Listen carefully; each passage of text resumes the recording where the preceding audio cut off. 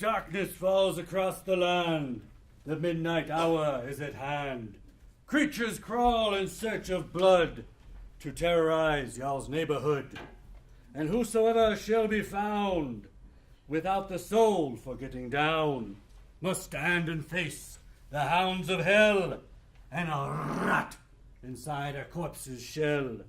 The foulest stench is in the air, the funk of 40,000 years, and grisly ghouls from every tomb are closing in to seal your doom. And though you fight to stay alive, your body starts to shiver, for no mere mortal can resist the evil of the thriller.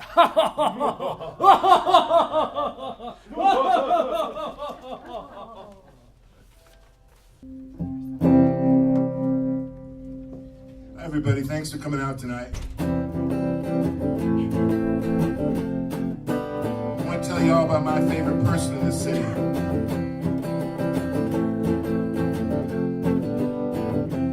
Well, he's the pharmacist from Walgreens, and he takes care of me.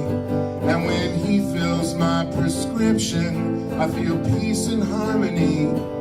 He asks, how is Dr. Hoffman? Well, she's just doing fine, sir. Tell her there's a new generic. Okay, I'll be sure to remind her. He's the pharmacist from Walgreens, and he knows what I be. 'Cause when he turns on that computer screen, he sees what he needs to see. Well, he's the pharmacist from Walgreens. Whoa, whoa, whoa. He's the pharmacist from Walgreens. Oh yeah, that's all you need to know. Klonopin and Prozac, he knows all about that. Pharmacist from Walgreens. Benadryl, etc., diuretics, enemas, the pharmacist from Walgreens. And in his little white coat, he looks so sad and bored. Why is that, Greg? I don't know, I was thinking it's because he's the pharmacist from the Walgreens discount store. Whoa.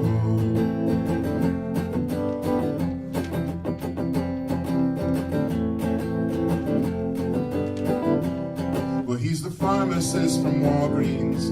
I think I'll see him today. You know, and he'll fill my prescription for a $10 copay. The medicine with the warning on it, don't take it on an empty stomach. He's the pharmacist from Walgreens, and he's our friend today. Lexapro tonight, man, he knows that's the right plan. The pharmacist from Walgreens. Celebrex and Sudafed, Ambien to go to bed. The pharmacist from Walgreens. And in his little white coat, he looks so sad and bored. Now imagine it's 2 a.m. and you're standing in front of El Farol, very overrated. And there's a fog coming in, even though that doesn't happen here too much. And you're looking at 2 a.m. at that one beacon of light, that one shining hope waiting out there for you. In his little white coat, he looks so sad and bored, 'cause he's the pharmacist from the Walgreens discount store. Whoa.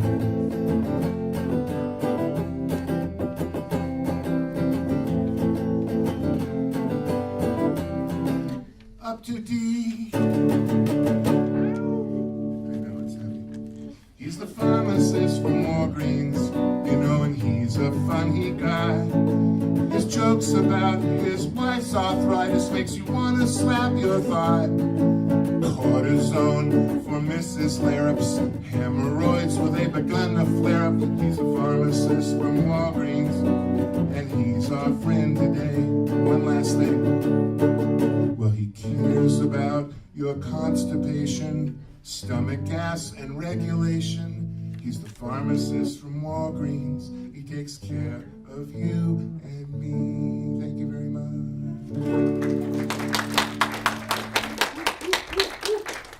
Greg Turner, ladies and gentlemen, and welcome to Follies 31. Opening was Jules himself with the Vincent Price monologue from Thriller. We thought it was apropos Thanks for turning out tonight. Up next is Darrell Wellington reading a very famous Halloween-themed piece from Edgar Allan Poe. Well, you all know this poem, right? It is Halloween. And I swear, in my opinion, it's the absolute terror poem. Zombies, vampires, forget that. This is the sheer, unadulterated terror of an uninvited guest. The Raven by Edgar Allan Poe.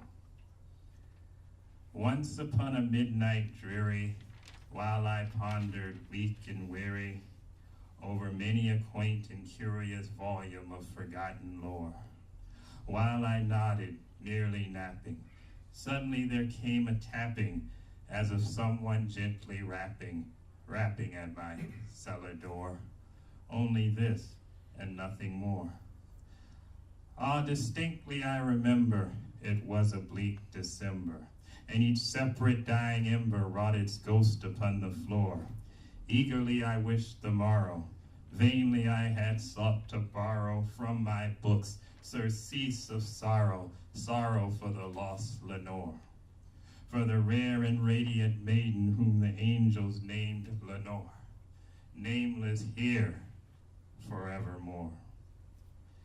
And the silken, sad, and certain rustling of each purple curtain thrilled me, filled me with fantastic terrors never dreamed before, so that now, to still the beating of my heart, I stood repeating, 'tis some visitor entreating at my chamber door, some late visitor entreating entrance at my chamber door. This it is, and nothing more. Presently my soul grew stronger, hesitating then no longer. Sir, said I, or madam, truly your forgiveness I implore, but the fact is I was napping, and so gently you came rapping, and so faintly you came tapping at my chamber door, that I scarce was sure I heard you. Here I opened wide the door, darkness there, and nothing more. Deep into that darkness peering, long I stood there, wondering, fearing, doubting, dreaming dreams no mortal ever dared to dream before. But the silence was unbroken, and the stillness gave no token, and the only word there spoken was the whispered word, Lenore. This I whispered, and an echo murmured back the word, Lenore. Merely this, and nothing more. Back into the chamber turning, all my soul within me burning, soon again I heard a tapping somewhat louder than before. Surely, said I, surely that is something at my window lattice. Let me see then what thereat is, and this mystery explore. Let my heart be still a moment, and this mystery explore. 'Tis the wind, and nothing more. Open here I flung the shutter, when with many a flirt and a flutter, in there stepped a stately raven of the saintly days of yore. Not the least welcome made he, not a minute stopped or stayed he, but with mien of lord or lady, perched above my chamber door, perched upon a bust above my chamber door, perched and sat, and nothing more. Then this ebony bird beguiling my sad fancy into smiling, by the grave and stern decorum of the countenance it wore. Then the bird said, nevermore. Startled by the stillness broken, by a word so aptly spoken, doubtless, said I, what it utters is its only stock in store, caught from some unhappy master, whom unmerciful disaster followed fast and followed faster, till his song one burden bore, till the dirges of his hope that melancholy burden bore of never, nevermore. Straight I wheeled a cushioned seat in front of bird and bust and door. Then upon the velvet sinking, I betook myself to linking fancy unto fancy, thinking what this ominous bird of yore, what this grim, ghastly, gaunt, and ominous bird of yore meant in croaking nevermore. This I sat engaged in guessing, but no syllable expressing, to the fowl whose fiery eyes now burned into my bosom's core. This and more I sat divining, with my head at ease reclining, on the cushioned velvet lining that the lamplight gloated o'er, but whose velvet violet lamplight with the lamplight gloating o'er, she shall press nevermore. Then methought the air grew denser, perfumed from an unseen censer, swung by angels whose footfalls tinkled on the tufted floor. Wretch, I cried, thy God hath lent thee, by these angels he hath sent thee, whether tempter sent or whether tempest tossed thee here ashore. Desolate yet all undaunted, on this desert land enchanted, on this home by horror haunted, tell me truly, I implore, is there balm in Gilead? Tell me, I implore. Quoth the raven, nevermore. Prophet, said I, thing of evil, if bird or devil, by that heaven that bends above us, by that God we both adore, tell this soul with sorrow laden, if within the distant Eden it shall clasp a sainted maiden whom the angels named Lenore, clasp a rare and radiant maiden whom the angels named Lenore. Quoth the raven, nevermore. Then be that word I've signed of parting, I streaked upstarting, get thee back into the tempest and the night's Plutonian shore. Leave no black plume as a token of the lie thy soul hath spoken. Leave my loneliness unbroken. Quit the bust above my door. Take thy beak from out my heart. Take thy form from off my door. Quoth the raven, nevermore. And the raven still flitting, still is sitting on the ballad pus just above my chamber door, and his eyes have all the seeming of a demon's that is dreaming, and the lamplight over him streaming throws his shadow on the floor, and my soul from out that shadow that lies floating on the floor shall be lifted nevermore.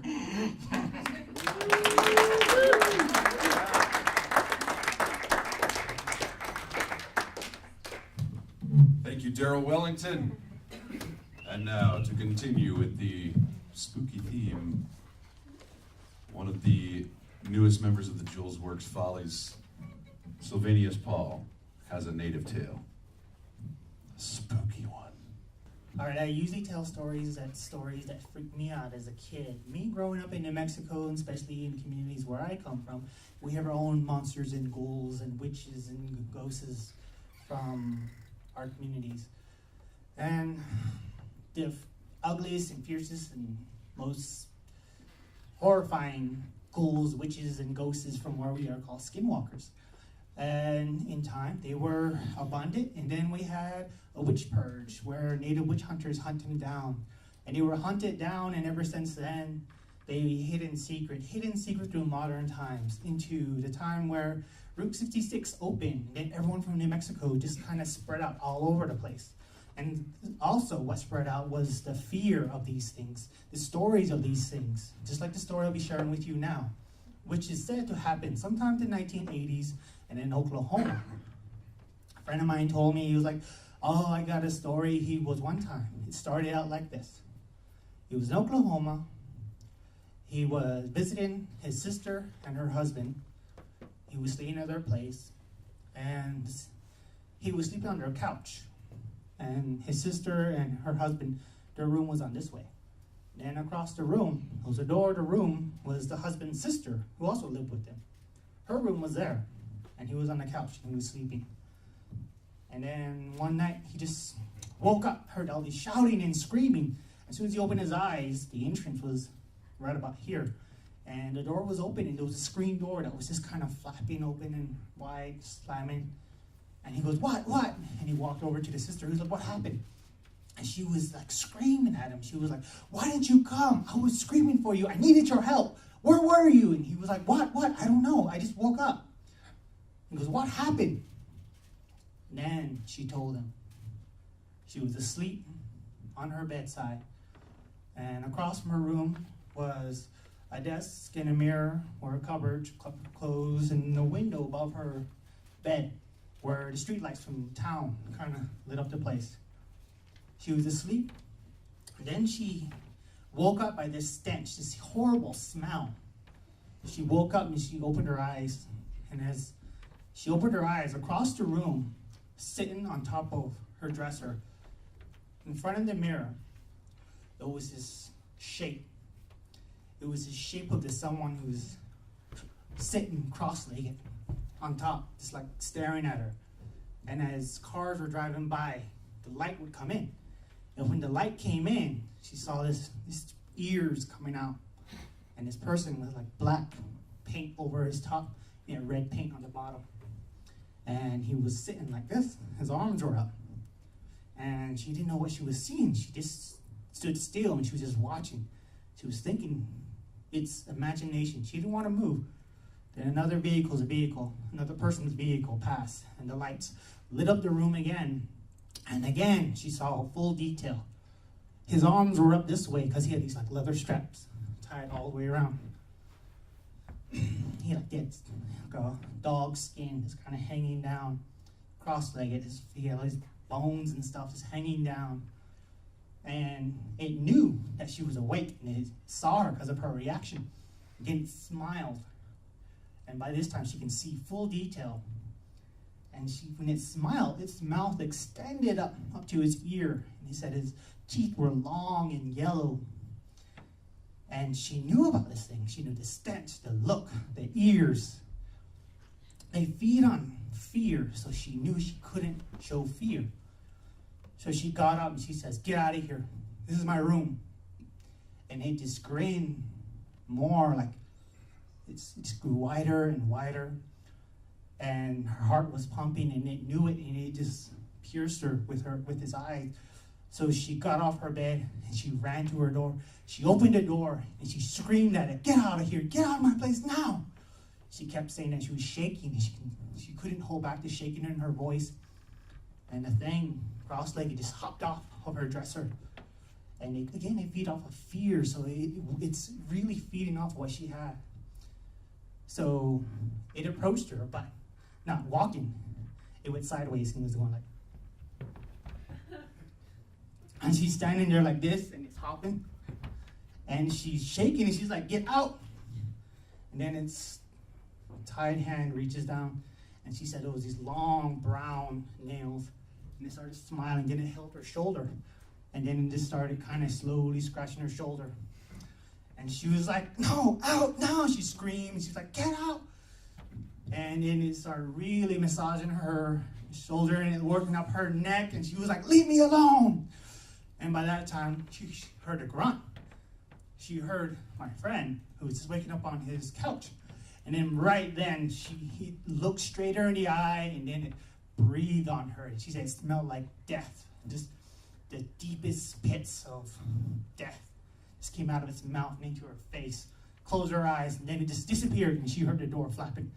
And then my friend woke up, and he was like, What is it? And she was still filled in rage. "Where were you? I was shouting for you. I needed your help." And that's one of many stories about encounters with these witches, shapeshifters, and ghouls. I now share with you. Sleep good. Sylvan, thank you.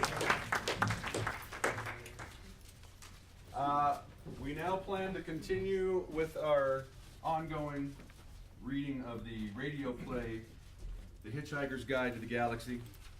It's not a particularly scary skit, but because we're just going to do it until it's done, we're going to do it. Good evening.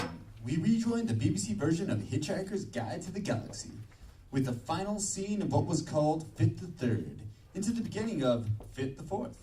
Our hero, Arthur Dent, has been stranded by his, let's call him friends, and left with his depressive robot Marvin, who as always would rather be somewhere else.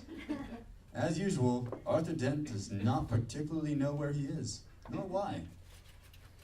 Exterior surface of Magrathea. Night's falling. Look, robot. The stars are coming out. I know. awful, isn't it? Well, but the sunset, and I've never seen anything like it in my wildest dreams. The two suns, it was like mountains of fire boiling into space. I've seen it. It's rubbish. We only ever had the one sun at home. I come from a planet called Earth, you know. I know, you keep going on about it. Sounds awful. But no, it was a beautiful place. Did it have oceans? Oh yes, great oceans, wide rolling blue oceans. I can't bear oceans. Tell me, robot, do you get on well with other robots? Hate them. Where are you going? I think I'll just take a short walk. Don't blame you.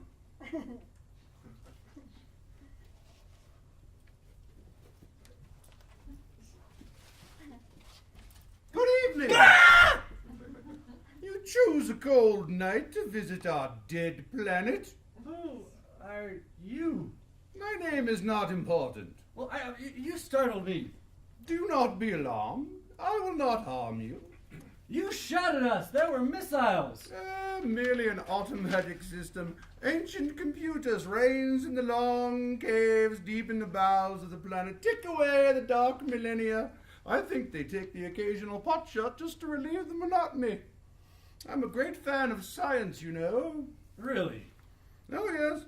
Ah. You seem ill at ease. Yes, well, no disrespect, but I gathered you were all dead. Dead? Ha! No, we have but slept. Slept? Yes, through the economic recession, you see. What?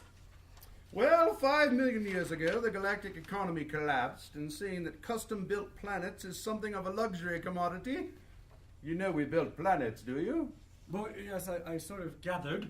Fascinating trade. Doing the coastlines was always my favorite. Used to have endless fun doing all the fiddly bits and fjords.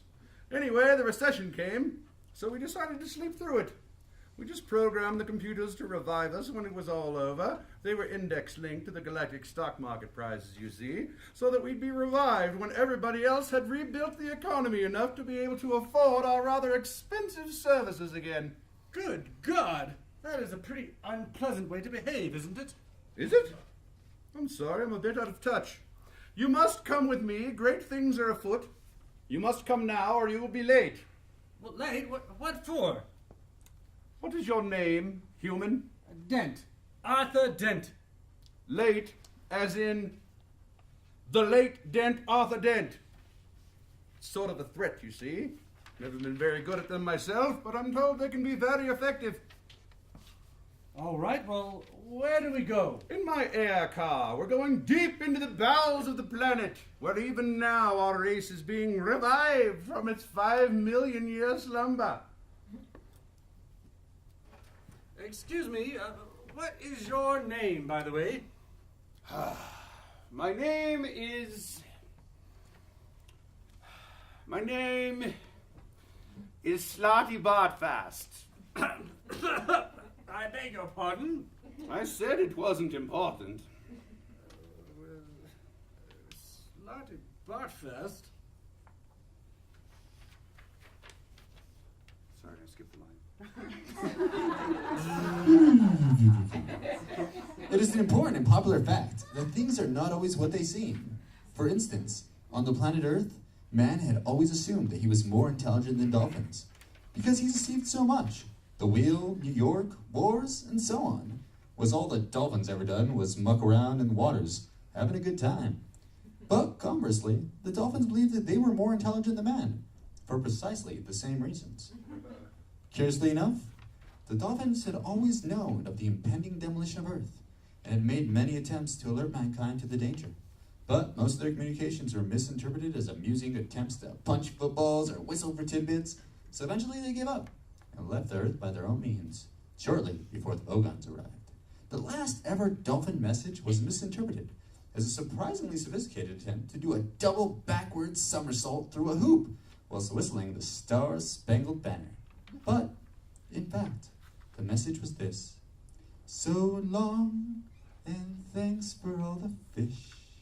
In fact, there was one species on the planet more intelligent than dolphins, and they spent a lot of their time in behavioral research laboratories, running around inside whales, and conducting frighteningly elegant and subtle experiments on man. Interior, Magrathea. Earthman, we are now deep in the heart of Magrathea. I should warn you that the chamber we are about to pass into does not literally exist within our planet. It is simply the gateway to a vast tract of hyperspace. It may disturb you.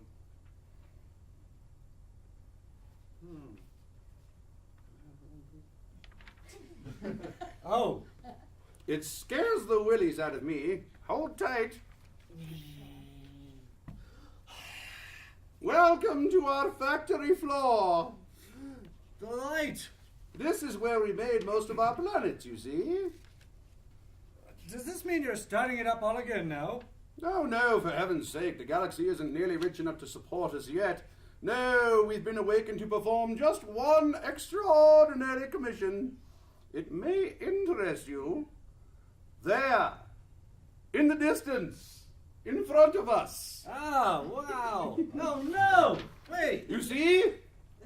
that's the Earth. Well, the Earth Mark II, in fact. It seems the first one was demolished 5 minutes too early, and the most vital experiment was destroyed. There's been a terrible hoo-ha, so we're going to make a copy from our original blueprints. Wait, are you saying that you originally made the Earth? Oh, yes. Did you ever go to a place, I think it's called Norway? No, I never went to Norway. Pity. That was one of mine. Won an award, you know.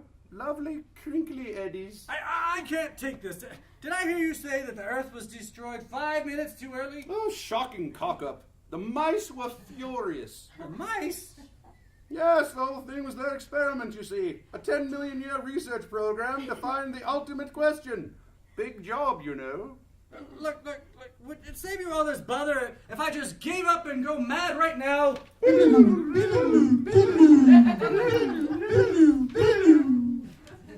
Later, Slarty Bartfast's office. Mice? What do you mean, mice? I think we must be talking at cross purposes. Mice to me mean little white furry things with the cheese fixation and women standing around screaming on tables in the early 60s sitcoms. Earthman, it is sometimes hard to follow your mode of speech. Remember, I have been asleep inside this planet of Magrathea for 5 million years, and know little of these early sitcoms of which you speak. These creatures you call mice, you see, are not quite as they appear. They are merely the protrusions into our dimension of vast, hyper-intelligent, pan-dimensional beings. The business with the cheese and the squeaking is just a front. A front? Oh, yes. You see, the mice set up the whole Earth business as an epic experiment in behavioral psychology. A 10 million year program. No, look, you've got it all the wrong way around. It was us. We used to do the experiments on them. A 10 million year program in which your planet Earth and its people form the matrix of an organic computer. I gather that the mice did arrange for you humans to conduct some primitively staged experiments on them just to check how much you'd really learn. Give you the odd prod in the right direction, you know, the sort of thing, suddenly running down the maze the wrong way, eating the wrong bit of cheese, or suddenly dropping dead in myxomatosis. Slotty Botfast, attention please, Slotty Botfast. Would Slotty Botfast and the visiting creature please report immediately to the works reception area? Thank you. However, in the field of management relations, they're absolutely shocking. Really? Yes, well, you see, every time they give me an order, I just want to jump on the table and scream. Well, I could see that would be a problem. What will become of Arthur Dent? Will his friends bother to return for him? Probably not. Will he ever figure out how to talk to women? And what are these mice? Return for next month's installment of Julesworks Follies, which will confuse us all and not be the last week of the month due to turkey gorging. The 32nd will be the Sunday, November 23rd. This will also be our first matinee at 3 p.m. Be sure to come and find out the answers to all these questions and much more. And bring a towel and purchase a Pan-Galactic Gargle Blaster from our bar. You'll need it.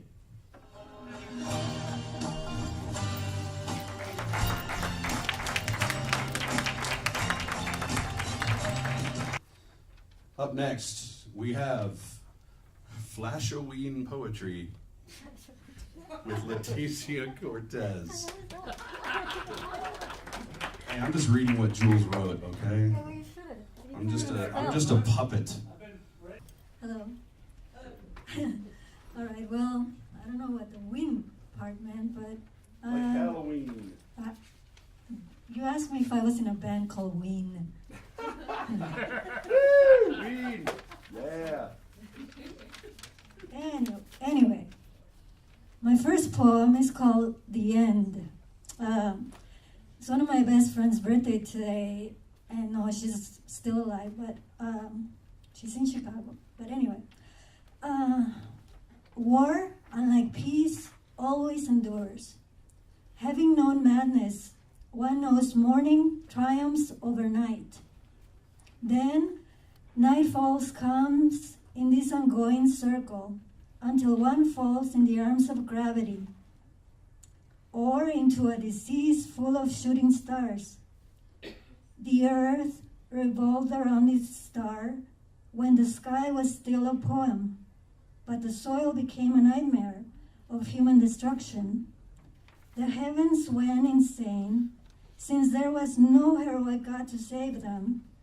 They embrace their end with pleasure, like this. So. And this one, again, I'm going to test you on your poetry knowledge. The last lines of this poem are by a famous Welsh poet. See if you know who he is. It was in that room. It was in that room long ago. Upon waking, he opened the windows to welcome death, but death didn't come. At night, he closed the windows, went to sleep, and death came with silence, as a disease with ferocious intensity, coming ever so gently like a dim shadow. And you, my father, there on that sad height, curse, bless me now with your fierce tears, I pray. Do not go gentle into that good night. Rage, rage against the dying of the light. Bob Dylan, Anybody? Dylan Thomas. I can think of nothing more appropriately scary at the dawn of Halloween than to have a political skit. Political horror. Yes, it is horrifying. Governor Susana Martinez stopped film incentives and cut teachers' benefits. Gary King committed a crime and got away with it. Susana Martinez would rather raise taxes than children. Gary King votes and looks exactly like Bill Richardson. Oh, yeah? Susana Martinez has 12 fucking toes. Gary King doesn't wash his hands after he pees. Susana Martinez is a not-so-secret member of the KKK. Gary King is an honorary member of the Black Panthers. Yeah? Well, Susana Martinez works as a prostitute in a petrochemical plant. Gary King works on weekends as a pimp on Cerritos Road. Governor Susana Martinez smokes crack out of immigrant baby skulls. Gary King has a liberal underwear fetish. Susana Martinez is actually 3,000 years ago and is Nosferatu, the living dead. Gary King has a secret underground meth empire and is a real-life inspiration for the Heisenberg character on Breaking Bad. Governor Martinez is against abortions because it threatens her food supply. Gary King is a queen.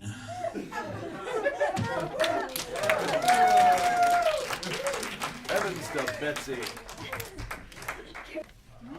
Okay, we're going to do a little bit of improv real quick. Those who have been here before know it as the three-headed oracle. The three-headed oracle can answer any question. I'm going to need a suitable question from the audience. I can't see anyone unless I go back here behind the lights. Does anyone have a question for the all-knowing oracle? Why is the sky blue? Why? Why is the sky blue? Can we get All more right. to that question? It has to be a little more. Can we have a little more to add to that question? Why does the U.S. use inches and feet and not the metric system? How can I add that to why? Figure it out. The Oracle knows how to do that. Well, the Oracle knows all. So, why can we not measure the blueness of the sky using metric measurements? Because a painter named Bob, with a bush for hair and a brush for fingers, painted the sky a little blue but forgot the yellow, and did not indicate measurements in he's behind because the U.S. is not as civilized as all the other countries since we don't use the metric system. And I mean, it really takes an uncivilized country to really discover how the sky is blue. I mean, metric? Who the fuck uses that? In other countries, the sky is brown because they're on that side of the earth. We got the blue side because we see through Ourselves and through the polluted crap that we put in the atmosphere. But That's why we know climate change isn't real, okay? We don't have pollution. Our sky's still blue. It's called standard measurement. we see blue because it is the eyes of the earth. They see brown and climate change because that's the other end. they, meaning the dinosaurs, were still laughing at us because they discovered the metric system and they said, look at those they're still using. Better measurements than dinosaurs. Come on. All right, perhaps one more question for the Oracle. Anyone? How come chocolate takes care of every problem? Ooh, that's a pretty good one. Including Ebola. Oh, all-seeing, all-knowing Oracle, why? Oh, why does chocolate solve every problem? Well, the first ever man to eat chocolate noticed it had this tingly feeling in special regions. Not to be racist, but only dark chocolate solves all the problems, not. That's why it's the color poo, and poo is just weakness leaving the body. Weakness is not suitable for ingestion, but dark chocolate, turns out it is. Suitable for digestion, you mean? Because ingestion? How do you mean? Do you ingest it in your butt? I ingest all kinds of chocolate in my butt, but that's to cure my colon cancer. Only people who can't survive colon cancer have brown eyes because it's where the poo stays, duh. And how did we get from dark chocolate or chocolate that cures everything to that? The real question is, how did you get from colon cancer to Colin Powell? Through Dick Miss Cheney. Rice. Oh yeah, through Dick Cheney. He swallowed a lot of dick. Cheney. So back to my talking point. Dark chocolate is better than you are, therefore it can cure you. I think that's the end. Yeah. Thank you, all-seeing, all-knowing Oracle. Oh, heavens to Betsy. Where's Jules? We need a script. It's a mystery. Nobody, including the writer of the script, has seen this script until now. My God, it comes in a folder with Kitties and a doggies. kitty and a puppy. Until now. This is an ongoing farce known as Chatting with God. What is that, Jules? Boo! Boo! Boo! Boo! Boo, motherfuckers! Geez, is anyone alive out there? Where? Exactly. Exactly. What? I tried scaring you guys a bunch and nobody noticed. We are very busy. Doing what? Waiting. For what? Something to happen? Adventure. Impetus. Or someone. You can't wait for that shit. Carpe diem, bitches. Yeah, bitches. Easy for you to say. Yeah, I did my Latin homework. Nerd, loser. Speaking of studying, I wonder if you guys didn't scare. I usually have much better success of scaring life into people. Because they aren't alive enough. They're frozen in emotional fear. Fuck you, racist god. I'm not just taking a breather. I am.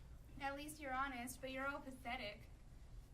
Well, but I have grown up some because my friends used to have to trap me in a room to watch scary movies like The Exorcist.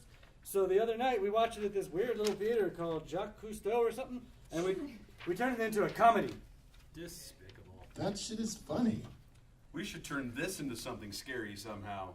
I think your presence does that. Har har. No, really, I mean, look at you. You guys are so harsh. Just be nice. You should see them in the morning. No, thank you. Yeah, better don't. Look at me, what? Look at that face, those nose, the ears, the inbred brow. It's terrifying, really. Be nice. Well, I guess it's more fun not to be sometimes. Well, you terrify little kids just by breathing. You're so scary, the undead go back into their graves when they see you. Hey, did you see that one movie? Nope. Did you like it? Yep, it was great. I suppose you think that's terribly clever. That was actually kind of funny. I think I have a line. You guys should play the silly line game. It's good for the soul. Fuck you. Okay, here's one. Hey, you working? Nope, just to hear it work. That was actually kind of funny too. Your mother. Okay, I got one. What time does the 8:30 show start? I don't know. Let me consult the schedule. See, but that one's definitely funny. You're biased. Our biases make us human. And Americans. Hey, my turn, fuckers. I'm the picture of health. Unfortunately, it's not a very good picture. Oh yeah? Well, I got a clean bill of health from my doctor. How much was it for? Do they charge more than for the dirty ones?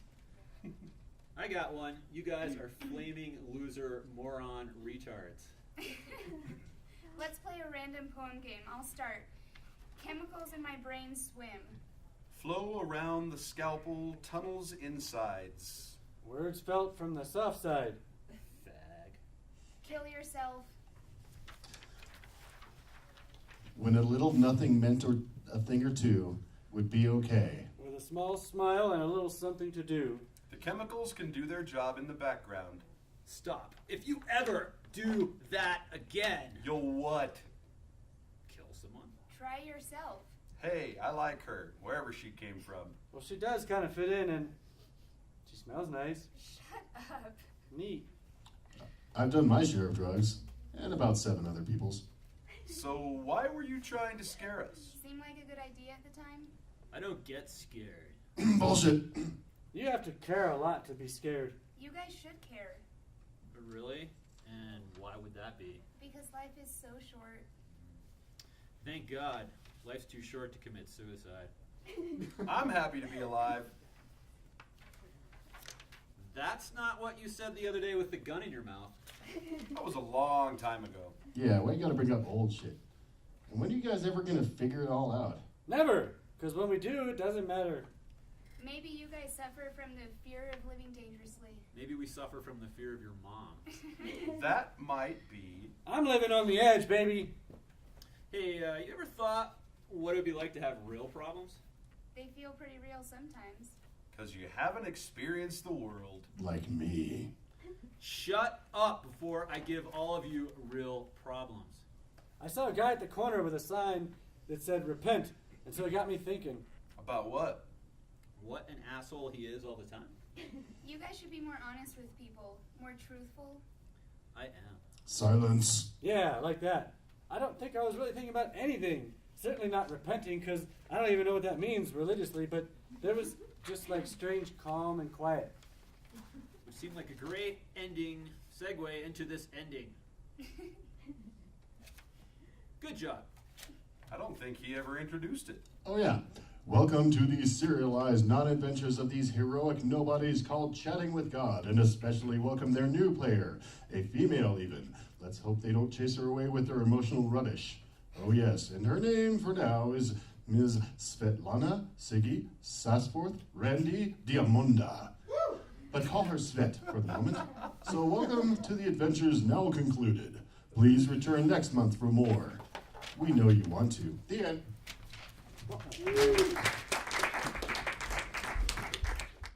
And now for some real entertainment from Greg Turner.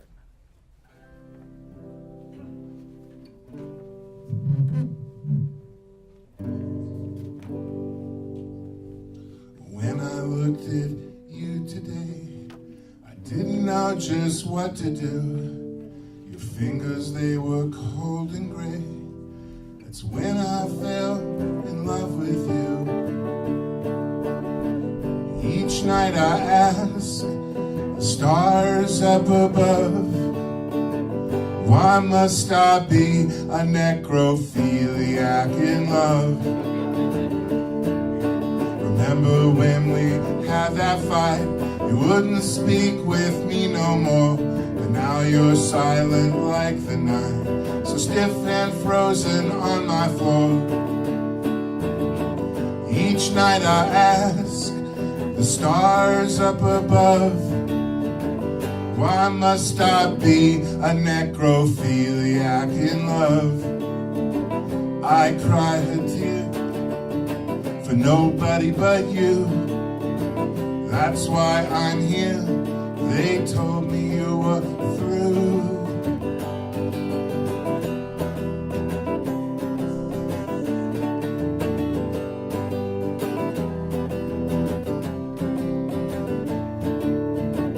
Each night I ask the stars so far up above, oh, why must I be a necrophiliac in love?